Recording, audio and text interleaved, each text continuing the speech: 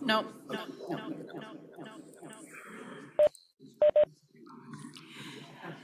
Can somebody do a sound check for me? Whoa.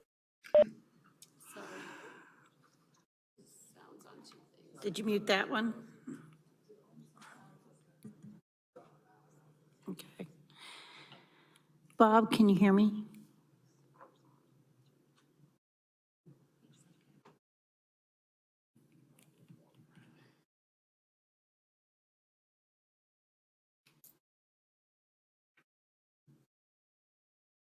Okay.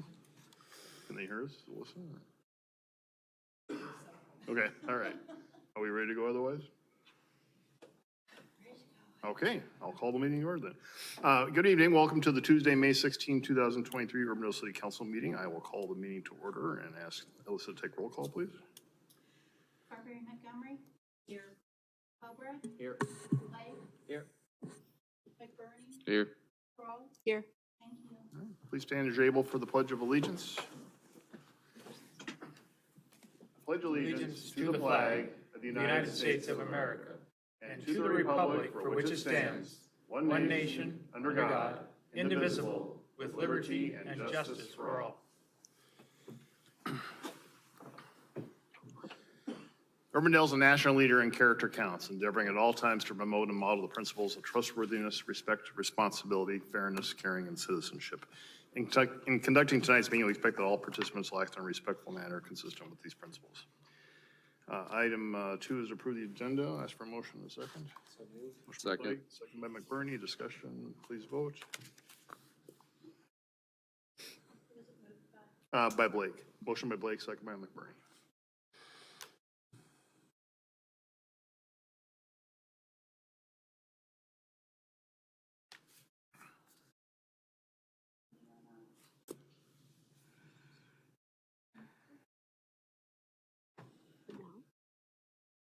It's showing on my end connected.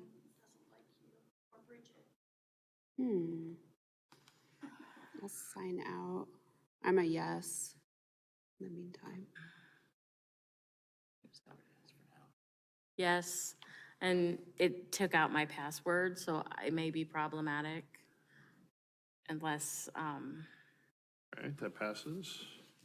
someone can tell me my password. I can tell you, I think I Okay. okay. Nicole's the only one that can tell me my password. Maybe Amy can tell me. I'll have to dig for it. I know, but I'm trying to see if Bridget can get back on here before we start moving any further. What's that?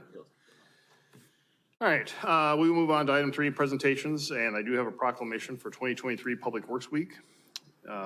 Whereas Public Works professionals focus on the infrastructure, facilities, and services that are of vital importance to sustainable and resilient communities, and to the public health and high quality of life the residents and businesses of Urbandale expect. And whereas these infrastructure, facilities, and services could not be provided without the dedicated efforts of public work professionals, who are the engineers, managers, and employees at all levels of government, and who are responsible for rebuilding, improving, and protecting our nation's transportation, water supply and treatment, solid waste systems, public buildings. And whereas the 2023 marks the 63rd annual National Public Works Weeks, which since 1960 has energized and educated the public on the importance of public works in their daily lives. National Public Works Week is a week to inquire, learn, and appreciate Urbandale's public works professionals who plan, build, manage, and maintain the city's 215 miles of streets, 250 miles of sanitary sewer, and the wastewater system, collect 300 tons of garbage and yard waste weekly, and who oversee the construction of over $20 million in public infrastructure in 2023.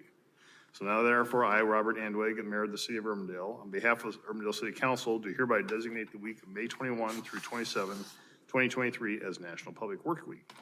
And I will present this to, who's gonna collect it, Tim, or these guys, everybody's gonna come up at the end now? We got a photo.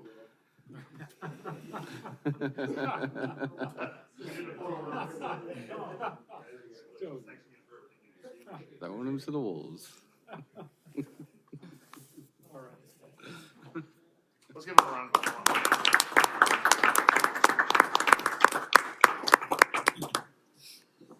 So again, truly, our public works is one of those departments that if everything's working right, that's the good thing. People don't notice it, but when things go wrong, that's when they notice it. But you do a lot of things right, so thank you for everything you do. We do get a lot of compliments from our residents, and it's no doubt because of everything you do. So thank you very much, guys. All right, we move on to citizens forum. This is the opportunity to address the council on something that's not a part of tonight's regular agenda. Does anyone wish to address the council this time? Okay, seeing none, move on. First, then, to adopt the minutes from the May 2, 2023 meeting. So moved. Motion by Kroll, Second. second by Carberry Montgomery. Discussion, please vote. Are we all in? I think so. Amy saved the day. All right, that passes. And then item 5.2 from the May 2 joint work session. So moved. Motion by Kroll, Second. second by Carberry Montgomery. Discussion, please vote.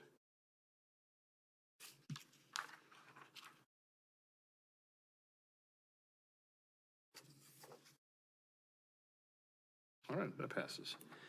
Item 6 is the consent agenda. Before we get to that, I think, Adam, you had a question on the permits. Steve, did you Yeah, were able to pull up some information on that?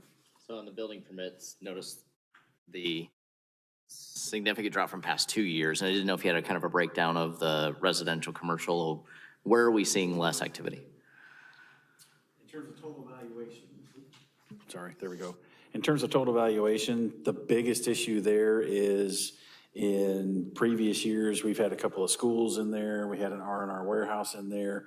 We've had some big commercial buildings that had already come through that were driving the valuation. We're about to issue building permits for 2 huge warehouses and a couple other commercial buildings too. So that valuation is going to catch up pretty quickly here. In terms of residential, you know, they're lower than they were last year, which was lower than the year before, but the plating continues. We've got one tonight for you to consider. So I think, you know, give that till the end of the summer, and I think that's going to start catching up a little bit too. So, It looks like April was a pretty good month though for single family, right? yeah. Yeah, 46. And usually April and May is when they really start ramping up. So we'll have a better idea come July or August how much we're going to be able to recover. We still think, and all of my cohorts talking to other city folks, they believe there's going to be a little bit of a bounce back this year with residential. And we still have some fairly significant commercial projects out there that I think may still go this year. So. I guess I hadn't really thought about schools as value. Has Waterford Elementary already been included? That would have been last year. Okay. So that would have been in there. The warehouse out at Center Point, which is up out of the ground and nearing completion, that would have been in a previous year. So there were some other buildings that were in there, and this year they're just kind of lagging behind, but they're well into the site plan and platting operation. We're going to be issuing permits for those pretty quick. So I think this is May, I would say come July or August, those permits are going to be issued, and you're going to see the valuations probably jump up over where they were last year and even the year before, so. But yeah, it just was, talking with some others in the industry, it just didn't seem like there was a slowdown happening. And so seeing the valuation number half of what it was last year at this Right. time kind of made me go, That is the big factor, is we don't Yeah. have those big buildings in there yet this year, which will catch it up. okay, Yep. thank you. All right, with that, Vote to approve consent agenda. all right, motion by Obrecht. Second by Blake. Discussion, please vote.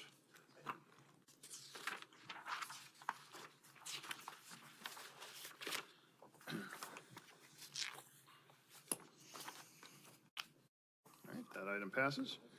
Item 7, public hearings. The first public hearing is item 7.1, a public hearing and consideration of bids for the community entrance signs, Phase 3. The public notice for this was published in the April 28, 2023 Des Moines Register, and asks if there are any objections to that notice as published. Listen, any objections to that notice? None? Sorry, there were none. All right, thank you. I ask for a motion to open the public hearing. So moved. Motion by Kroll, Second. second by Carberry Montgomery.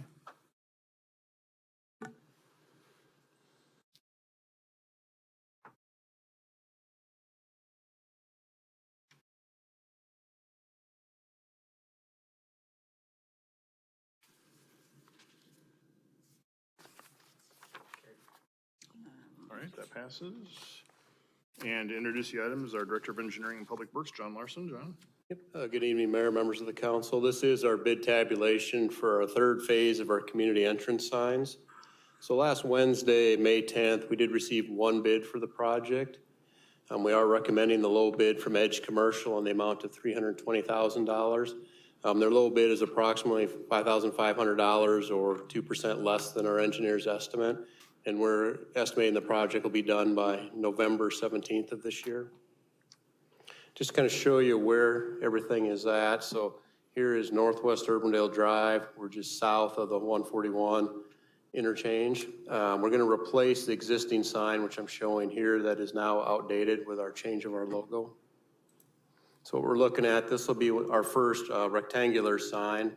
So here's kind of showing the front, Urbandale with our with the walnut leaves on the front, and then this kind of shows the back. There'll also be some leaves on the back, and here's looking from the sides to kind of see the 3D effect of the leaves. And then our other one will be at 100th Street and 54th Avenue, it'll be in the southwest corner. So we got Grimes up here, Johnston on the northeast side, and then Urbandale's on the south side. That sign will look very similar to the one that we have on our border with Clive on 156th Street. And then our third one is at 86th Street and the interstate. So it'll be on the eastbound off-ramp and then in the southwest corner of that intersection. Where this one's a little different from our other tall monuments is it'll actually have two blades on it. And that's because as you're coming off the interstate, we'll have one blade that you'll see the Urbandale.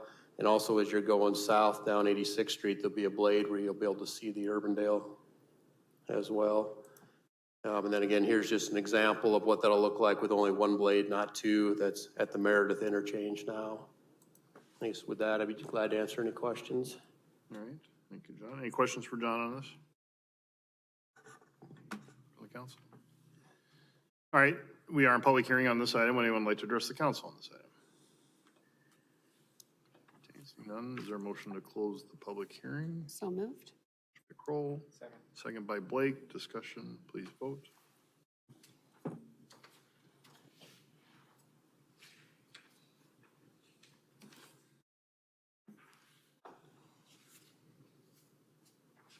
And that passes. Move resolution 107-2023. Motion by Blake, Second. second by McBurney. Discussion, please vote.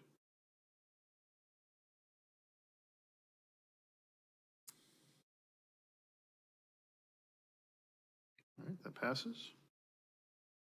Move resolution 108-2023. Motion by Blake, Second. second by McBurney. Discussion, please vote.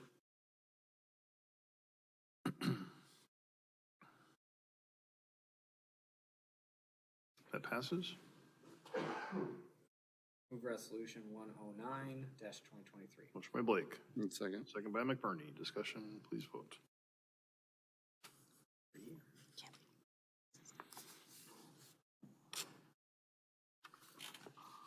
And that passes. All right, thank you. Item 7.2 is a public hearing to consider the fiscal year 22-23 budget amendment number 1. The public notice for this was published in the May 5, 2023 Des Moines Register, and ask for any objections to that notice. Over none. This is for a motion to open the public hearing. So moved. Motion by Carby and Montgomery, Second. second by Kroll. Discussion, please vote.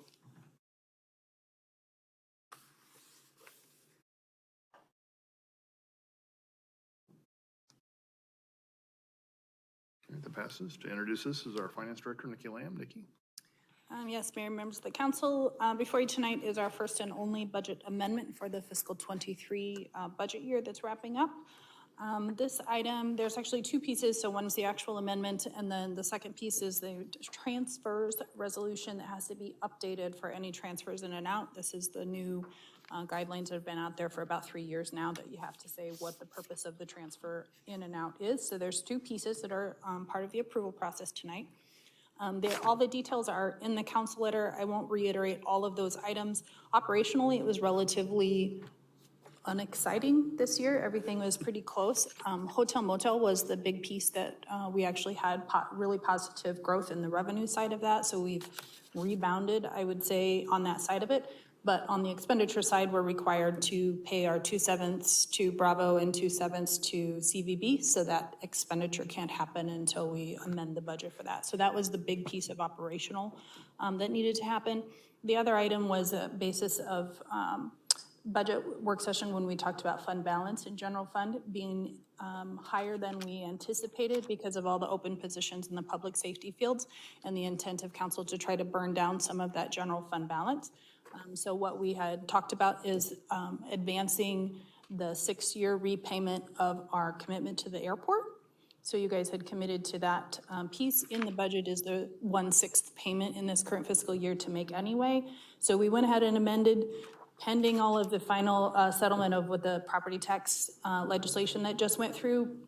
We're analyzing to make sure that that still looks good, but we went ahead and put the full balance in, so we would pay our full 1.3 million to the airport and fully retire that debt. So that would be a use of general fund dollars. It's a commitment that you already have, and we had the available balance to do so. So that is reflected here. It doesn't mean we have to do it, but the legislation is hot off the presses last week, I guess technically the week before, that they closed down and trying to make sure where that property tax impact will be for us. So anticipate that we would still make that payment sometime in mid-June. Other than that, everything else was pretty immaterial. If you have any questions, I'd be happy to answer those. Nikki, you had indicated, and good news on the hotel motel tax rebounding. So we send a certain percentage automatically, then what is the percentage that we keep back to give to our nonprofits? Is that 1/7? We set a formula this year, so it'll be anything over 300, I believe is what 200? Can't remember exactly. Can't keep that much cash. So it's next budget cycle, so we'll be fully back to being able to do that. It was about 65, I'm sorry, I don't have that number off the top of my head, about 65,000 we gave in grants. So we have the 2/7. You just anticipated my question because I never really asked one. But Yes. That's how much You're we give out in so grants. good at that. You're so good. So I'm just wondering, now that those are rebounding, So are we next gonna have year's more grant money cycle, to yes. give out next year? Yes. You're so good. Well, we try to make sure the cash is in hand to try to avoid we overcommit to a grant and then we have a terrible year of revenue. We don't want to hit that again because we all saw we had to suspend the grant program a couple of years back because of that. So we've finally fully rebounded, which is great. So next budget cycle, we won't have to have quite a stringent limit on that. So 2/7 and 2/7 go right out the door. And then 50% of the 5/7, so this is a good little history lesson. We had CVB first, so that 2/7 was always there. And then we said 50% has to go towards recreation use, recreation, culture, and convention. And so then Bravo came into the factor. We didn't used to have Bravo. So when that came in, we said, okay, whatever's left, that's the additional 2/7. So that's why it's 50% of 5/7, because the original one went off. I'm so glad we have you. Super detailed, sorry. So it's that not really 50% just does 4/7 No. to Bravo. 4/7 and then 50%, the difference of the 50% comes back to general fund to support recreation and culture and convention. Fantastic. It's in your budget, those pieces. Fantastic. How about that? Lots of details, sorry, that's all stuck in my brain for 18 years, sorry. So yes, that comes back, but I have to do those expenditure. The state doesn't care about the revenue side of our budget. They only require us to stay within the functions on the expenditure side. So that's why we have to focus on expenditures within each of those functions before we can actually pay things out. Any other questions? So continuing our lesson on budgeting. Building maintenance fund and fleet maintenance fund. I'm guessing with inflation, we're behind the curve. Is there a reason in this amendment to take any of the general fund dollars and kind of support them a little bit so future budgets don't have to reserve so much? We could do that. Internal service funds are proprietary internal service funds, so they are not actually part of the budget. They're external because the departments are the expense. They pay into those and those carry forward, just like a capital project does. So we do have the capability within the current budgets. If we end the year and have excess within an operational, we can transfer that without having to amend. So if we get to that stage and realize equipment replacement is probably the biggest one that we have out there. Building maintenance is actually sitting quite well. Fleet would be the one that it's new enough. You saw a big increase this last budget, the 24 budget that we just set for July 1. There was a pretty good, decent spike there because we finally have a year's worth of actual activity. So fleet would be the one that would potentially need a little bit of a boost just to give them a little more cushion as they get through operations and get operating at full steam with all of their mechanics in place. But equipment replacement, if we can ever get any of these hybrid vehicles, we will be underfunded with future electric or hybrid, either way. It will be underfunded, but currently we can't get any of those actually purchased yet. We're still on hold, so. But the moral is, don't need to do anything with this item tonight to do This piece that. doesn't have to do anything to make that happen, correct? Got it. Okay. All right, any further questions for Nikki at this point? All right, we are in public hearing on this item. Would anyone like to address the council on this item? Seeing none, is there a motion to close the public hearing? So moved. Motion by Blake, second by Kroll. Discussion, please vote.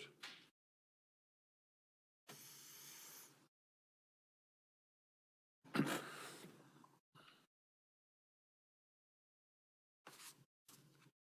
right, that passes. Move resolution 112-2023. Motion by Blake, Second. second by McBurney. Discussion, please vote.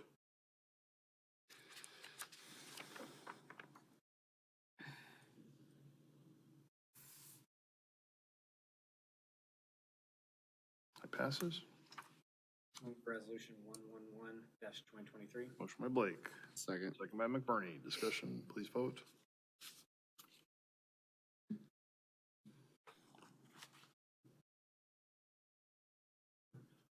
And that passes. Item 8 is to establish public hearings versus and only. Item 8.1, to establish a public hearing for the 128th Street culvert improvements for June 13, 2023. And John will answer any questions if there are. Move resolution 105-2023.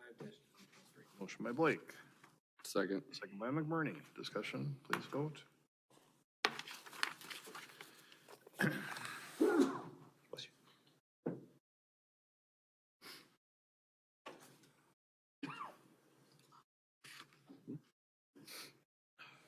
It didn't come up. I'm a yes. All right, that passes. Item 9, planning and zoning items versus item 9.1, the Timberline Wellness site plan for 14111 Douglas Parkway. And to introduce this is our Community Development Director, Steve Franklin. Steve. Thank you, Mayor. Good evening, all. So this is the north east corner of the roundabout. Here is the existing Kitty Academy. You can see the outline of the big retaining wall that's out there, and at the top of that wall, there's 2 building pads, one with frontage here on Douglas and another with frontage on 142nd Street. This is the 1.18 acre parcel that has frontage on Douglas. So it would be this parcel right here. And let me go to the site plan and show you what that looks like. Okay, here we go. So this is the parcel. Again, this is that detention basin. The heavy line here is the wall. So this is a 12,136 square foot building up on top. Based on the requirements of the PUD, the building is a 4-sided architecture. It's up on the street with the parking back behind. And that's actually a design element we'd like to start creating more of. The elevations, there are the elevations, what that looks like. This is generally medical tenants, a dental tenant, and an eye care tenant. Middle tenant yet to be determined. They do have enough parking spaces to be able to support this building. The medical facilities have a little bit of a less onerous parking requirement on them, so they're planning on that. But even if this building was to one day go all 5 per thousand based on our current parking, they do have enough parking spaces to be able to cover that. So this would leave just the one building there at the top of the wall. Planning and Zoning Commission recommends approval, subject to items noted. We'd be happy to answer any questions. Thank you, Steve. Any questions for Steve on this item? Hey, Steve, just real quick. So all 3, because it looks like it's going to be 3 buildings, right? The 2 tenants It's on the going to side. be 3 tenants all in one building, and they know those 2 users on each end, but nothing in the middle yet. Okay, and are they pushing for medical? Is that going to change if they? Any idea Find at this something point? You're pushing for weirdly medical, but different. no tenant yet? Okay. Okay. Okay, I was just curious if there was gonna be any changes, if something weirdly different from medical ended up popping in there. Shouldn't be. The tenant space is defined, and if they get a user to go in there, and like I said, the parking is covered either way, whether it's all medical users or not. Personally, I think it's probably a good thing with the more and more rooftops we get out west to be able to provide these kind of services to people out that direction, I think is a good thing. No, I agree. I So, think this is a yeah. great idea. All right. Is that a motion then, Larry? If no one else has questions, I'll make a motion to approve Council Letter 7441. Second. Motion by McBurney, second by Carberry Montgomery. Discussion, please vote.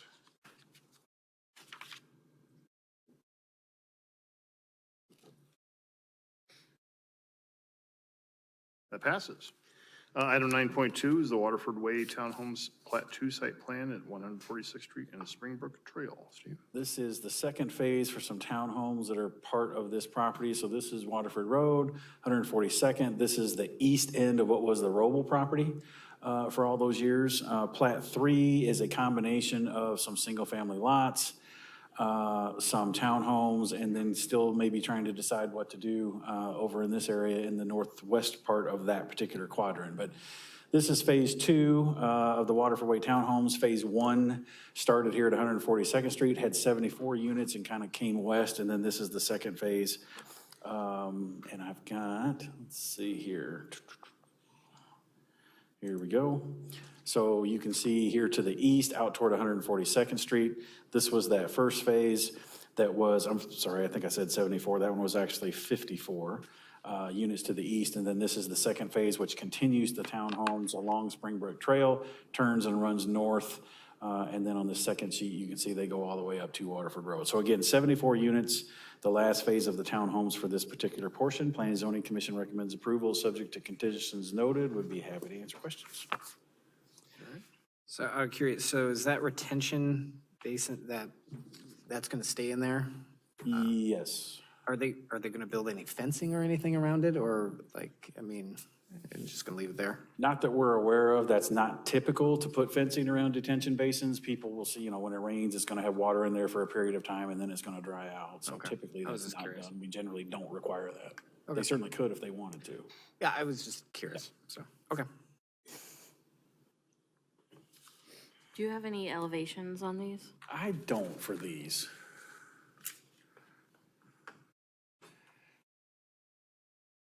And all the parking, that excess parking is there on the curve? Correct. Yep. You got the areas there, and then they're required obviously by code to have the 2 parking spaces in the driveway as well. Big demand for townhomes right now based on the market. They're less expensive. We're getting a pretty good variety of sizes of townhomes. So that seems to be the hot product right now. All right, move council letter 7442. Motion by Blake, Second? second by Kroll. Any further discussion? Please vote.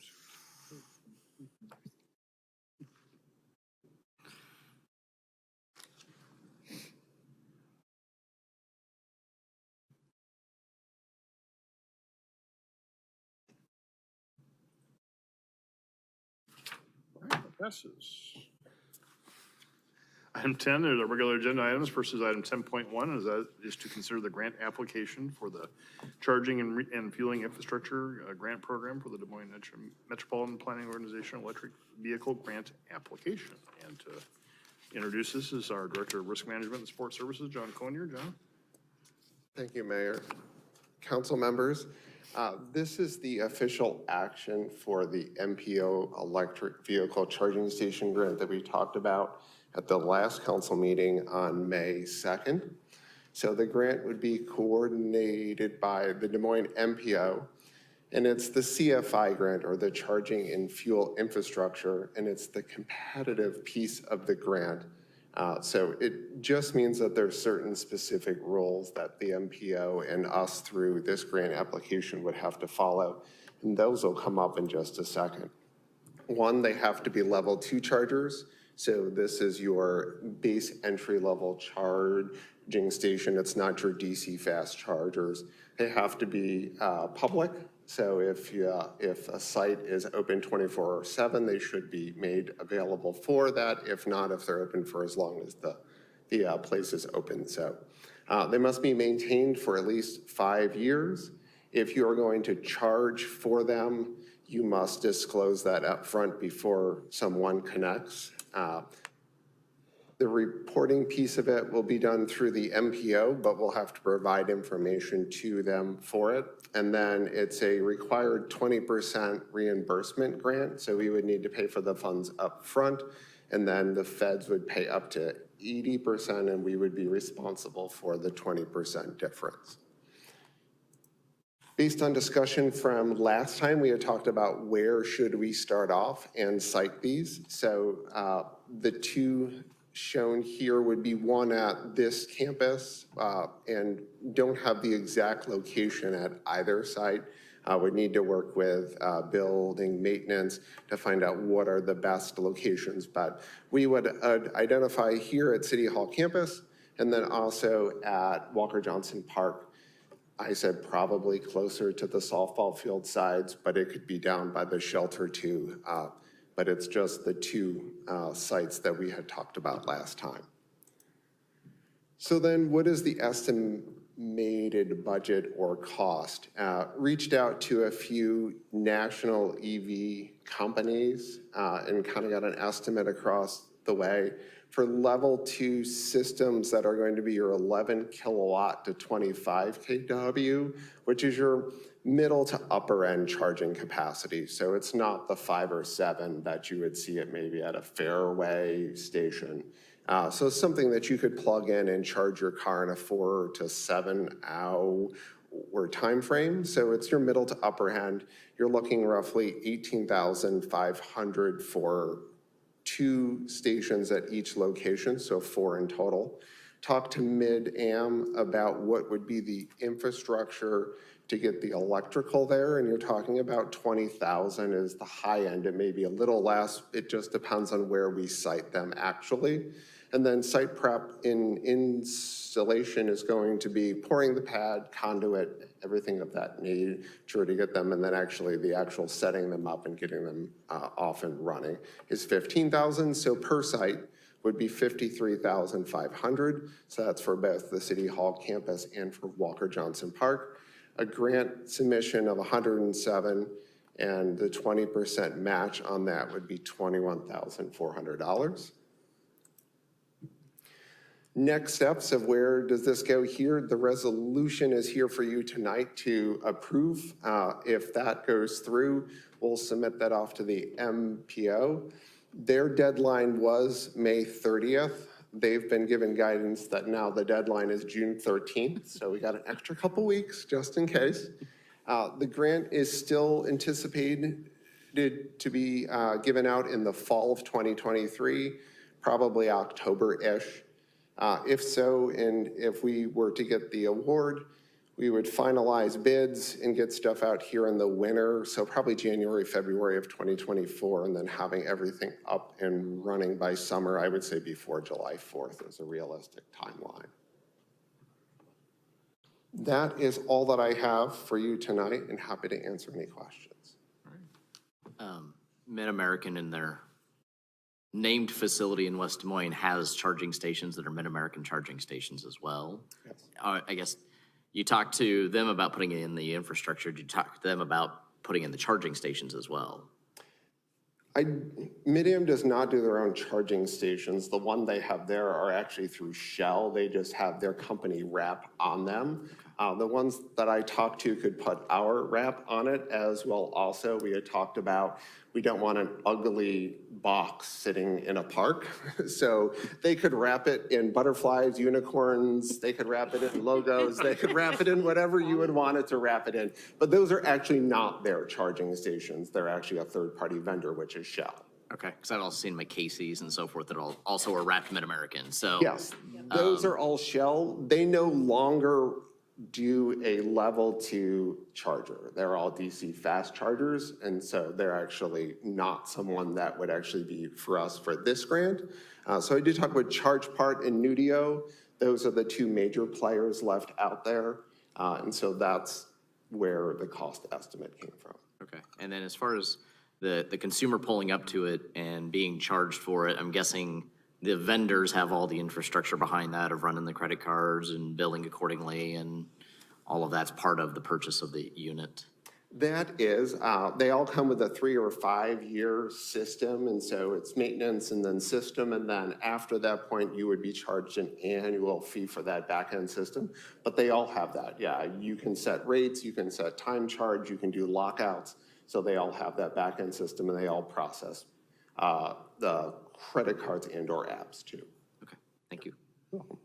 John, oh, Go ahead, Brenda. so remind me from the MPO, like, they're gonna get a lump sum grant, or is the feds gonna say, well, we wanna do Urbandale and Clive and Bondurant, and the rest of you be damned? Or how's that all gonna work? The MPO is submitting a grant, which will probably have 125 to 150 sites within it. The feds would not cherry pick off of that. They would say, oh, your grant is for 2 million, we're only gonna give you 1 million. It would then be up to the MPO to decide how to allocate that. At this point in time, they have not reached an agreement on that. So it could be based on You're looking at me. 50% of what you ask for is what you get, or it could be based on what they believe is most important to fund. You gonna be chair next year? Through March. Okay. Apparently, finalizations of these awards. Yep. We haven't had that discussion yet. I guess I don't know, we'll. Well, I think it's a great program, and, you know, if we can get one, that's fantastic.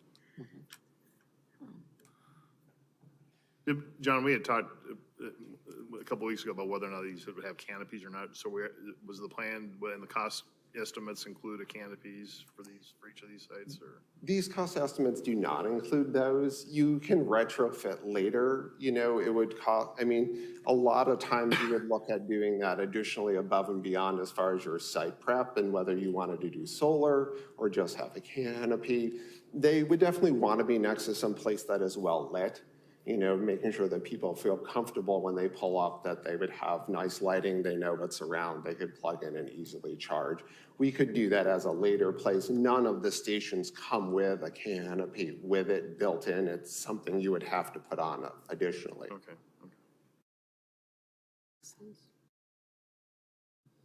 All right, any further questions? I'll move approval of council letter 7446. By Carberry Montgomery. Second by Blake. Discussion, please vote.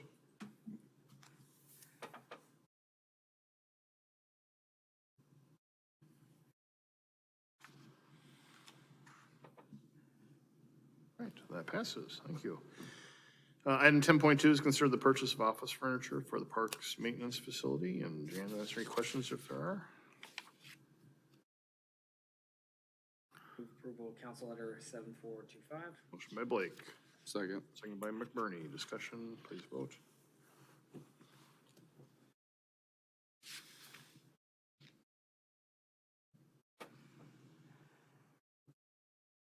That passes. Item 10.3 is consider the purchase of roadway salt. John, answer any questions if there are. Move approval of council letter 7444. Motion by Kroll. Second. Second by Obrecht. Discussion, please vote.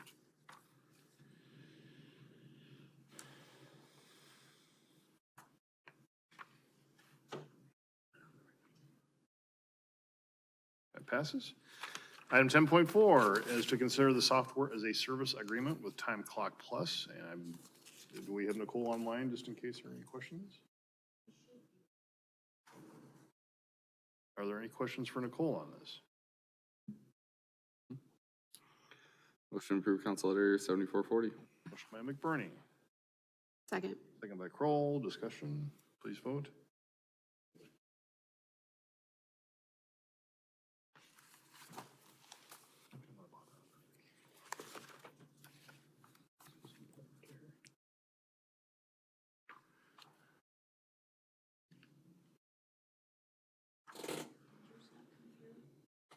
Mine said move. Same with mine. I just went ahead and hit it. Yeah, I did too.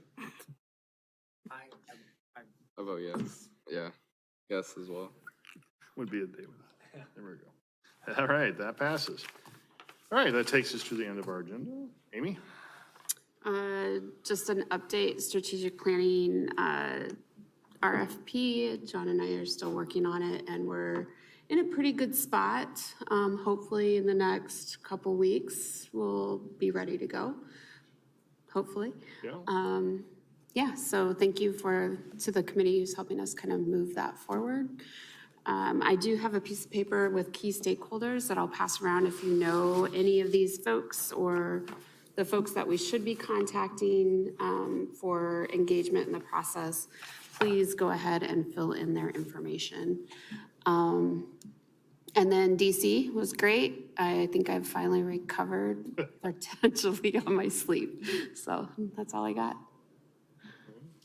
Can we maybe get do you have that by email that maybe we can get that to everybody? John has sent it out via email. Okay, thank you. All right. Okay. Yeah, perfect. Yep. Okay. Larry? The big update for the Grow Solar is RFP process is completed. We had two bids, so we'll be going through those two bids. It was the same two vendors that we had last year, so I anticipate that we will likely have a familiar face doing it, which is a good thing. They're very familiar with the program. Finally, for me, I just wanted to say that I don't know. I know most of you follow my social media stuff, but we had the fire academy last week where we actually had to be in a fire and put it out. I gotta say that was very intense, and I recommend anyone who hasn't done it yet, please go do it because it gives you a whole new appreciation for what our fire department does. I know I did the police academy last year. Officer Pacheco was out there with Basco, and I just recommend doing it when it comes up because it's eye-opening. So that's all I got. Rappelling is this Thursday. We'll see how Lucy does. I'm not worried about her. She doesn't like heights. You could bring lunch. There we go. Yeah. Matt? First, I want to say for all the staff that signed the card that was sent to me for the birth of my daughter, thank you very much. I do appreciate that. I am slowly catching. I think I'm just adapting to less sleep, so I'm not I'm still not getting much, but I think I'm becoming more used to it. And then second, for lack of agenda items, we are not holding Metro Waste Authority this month, so no update coming from that for a while. All right. Great. Thanks. Adam? Good for the night. Bridget?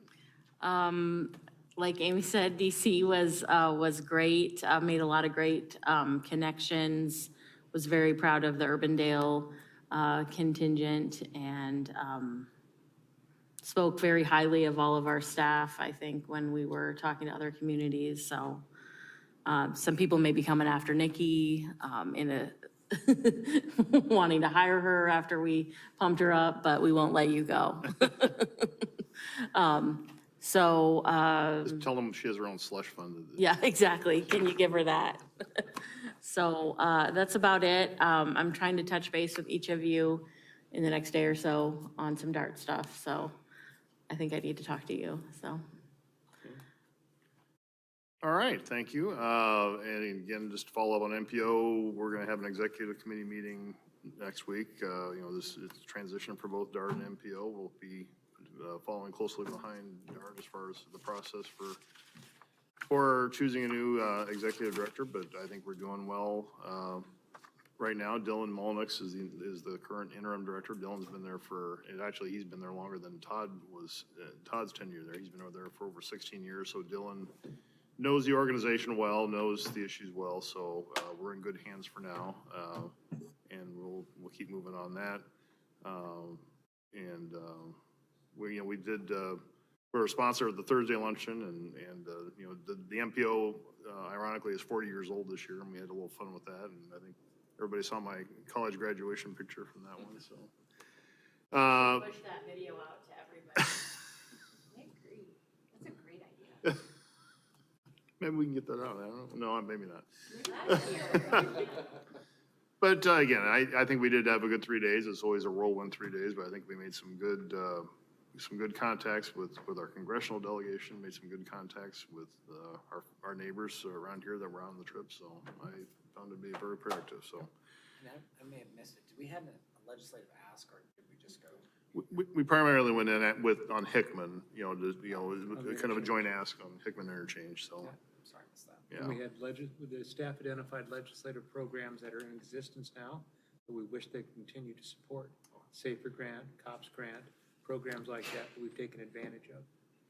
They were received well. We talked quite a bit with Joni Ernst about mental health. Yeah. I'm not quite sure where that rolled out of. We talked about our, CIT program. Yeah, I think she's very supportive of all, that plus safer and everything else, the cops grants and everything else, so. Very much so. Yep. Then came back, had the mayor's bike ride on Saturday. Matt and Saxon joined me on that one, so thanks for joining there. And we had the Peace Officers Memorial Service last night. I know Larry was there, so that was also a great event. Do want to point out, we do have I would ask for your help. We have a ribbon cutting this Thursday that I have MPO at the same time, so it's at Boyd Jones. Can we get coverage there? Well, the cut is, I think, 3:45. I could probably make that work, but. Yeah, so it should have had the invite in your inbox, so just want to make sure that there's going to be at least one or two council members there, whoever, somebody can cover for me. Yeah, I know, yeah, but you can get it, I'm but- on paternity leave, so I can probably. So, Someone make it work. all right, so I'll let them know that at least somebody will be there, so. Because I have MPO at 4 downtown, I obviously can't make that, so I have to be there for that. All right, I don't have anything else, so. Mr. Mayor, members of Yes. council, we call it a program surplus versus a slush fund. It's a program surplus. What, NSF doesn't work?